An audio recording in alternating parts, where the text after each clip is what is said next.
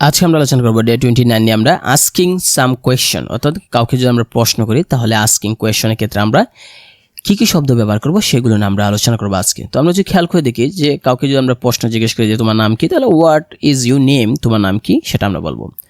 কাউকে যদি জিজ্ঞেস করি তুমি কেমন আছো, তাহলে হাউ আর ইউ আমরা বলবো। কাউকে যদি জিজ্ঞেস করি যে আপনি কোথায় থাকেন, তাহলে ওয়্যার ডু ইউ লিভ, যে আপনি কোথায় থাকেন। তারপর আমরা যদি দেখি হোয়াট ডু ইউ ডু, যে আপনি কি করেন। আর একটা হচ্ছে হাউ ওল্ড আর ইউ, আপনার বয়স কত। ওয়েন ইজ ইউর বার্থডে, কখন আপনার জন্মদিন। ওয়াই আর ইউ লেট, কেন দেরি করেছেন। ক্যান ইউ হেল্প মি, আমাকে কি সাহায্য করতে পারবেন। ডু ইউ স্পিক ইংলিশ, আপনি কি ইংরেজিতে কথা বলতে পারেন। হোয়াট টাইম ইজ ইট, এখন কয়টা বাজে। Where is the nearest bank, কাছাকাছি ব্যাঙ্ক কোথায়। হাউ মাচ ইজ দিস, এটা দাম কত। Which way is the station, যে কোন পথটা স্টেশনে নিয়ে যাবে আমাকে। হোয়াট ইজ দিস, এটা কি।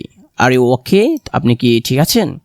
কুড ইউ রিপিট দ্যাট, আপনি কি সেটা আবার বলতে পারবেন বা আবার করতে পারবেন। How far is the it, এটা কত দূরে। Where can I buy a ticket, কোথায় আমি একটা টিকিট কিনতে পারবো।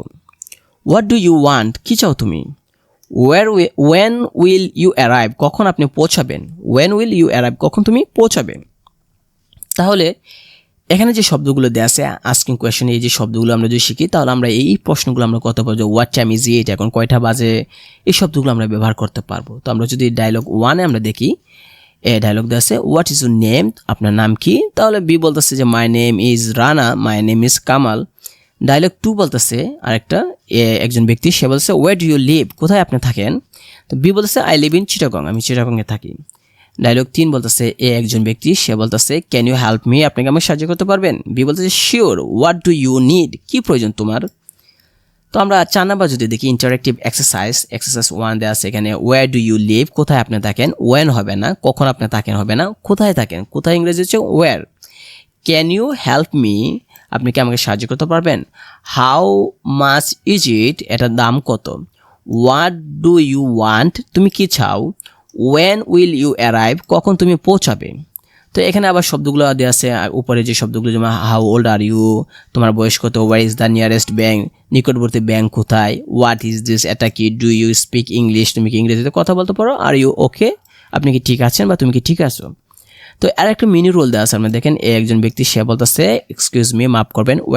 War can I buy a ticket, কোথায় আমি একটা টিকিট কিনতে পারবো। বি বলতেছে you can buy it at the counter, তুমি কাউন্টারে টিকিটটা কিনতে পারবে। তো এই যে শব্দগুলো, এই শব্দগুলো দ্বারা আমরা প্রশ্ন করতে পারি মানুষকে যখন কোনো প্রশ্ন জিজ্ঞেস করা হয়। তো আমরা পরবর্তীতে লাস্ট যেটা ডে 30 যেটা, সেটা আমরা আলোচনা করবো। ডে 30 অর্থাৎ 30 দিন আমাদের সমাপ্ত হবে নেক্সট ক্লাসে।